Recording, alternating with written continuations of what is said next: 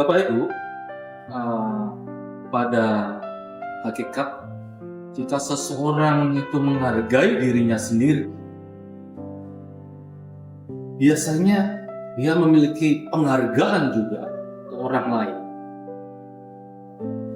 Dan atas penghargaan dirinya itu, biasanya orang itu akan lebih percaya diri dan lebih berani menghadapi hal-hal ataupun tantangan yang dihadapi.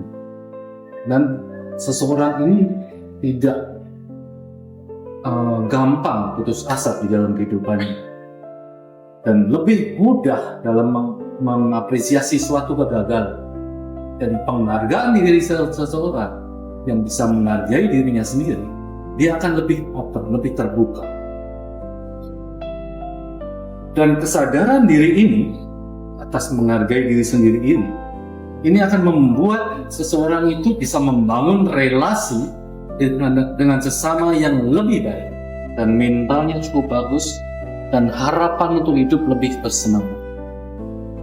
Jadi kuncinya, jika kita bisa menghargai diri kita sendiri, membuka diri, menghargai diri kita sendiri, kita akan lebih open menerima sesama kita. Untuk itu Bapak, Ibu, dan saudara-saudari yang terkasih, pada malam hari Tuhan Yesus mengingatkan kita bahwa masing-masing kita, supaya kita bisa belajar untuk menghargai diri kita sendiri, memulai dari dasar diri kita sendiri. Karena dari situ kita akan dimampukan untuk bisa mengasihi dan melayani sesama kita dengan tulus. Pertanyaannya lalu, bagaimana cara mengembangkan rasa berharga bagi diri kita? Bagaimana caranya?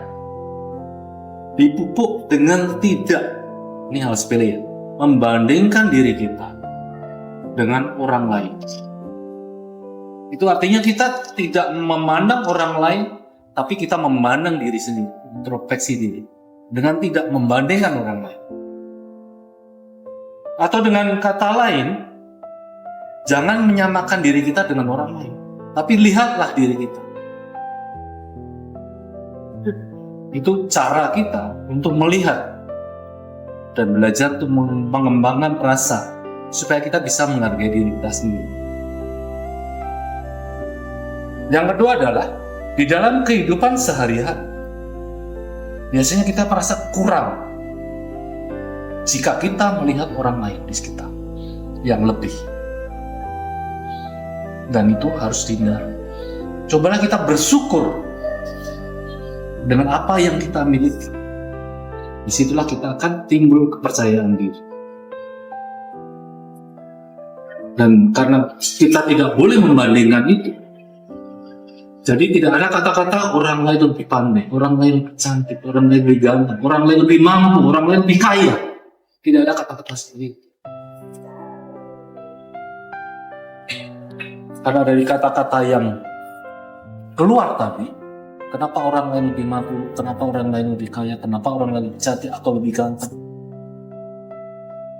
dan mengapa aku tidak bisa seperti mereka. Tanpa sadar, kita akan membiarkan perbandingan itu mencuri sukacita kita dan membuat kita lupa akan diri kita sendiri, bahwa kita itu mampu, kita itu berharga, kita itu cantik, kita itu ganteng. Dengan terus-menerus kita melihat orang lain dengan membanding-bandingkan diri kita dengan orang lain, dan itu tidak rasional sekali, karena setiap orang memiliki latar belakang, kemampuan, pengalaman, kesempatan, tantangan di dalam hidup yang berbeda-beda. Dan talenta pun Tuhan menciptakan kita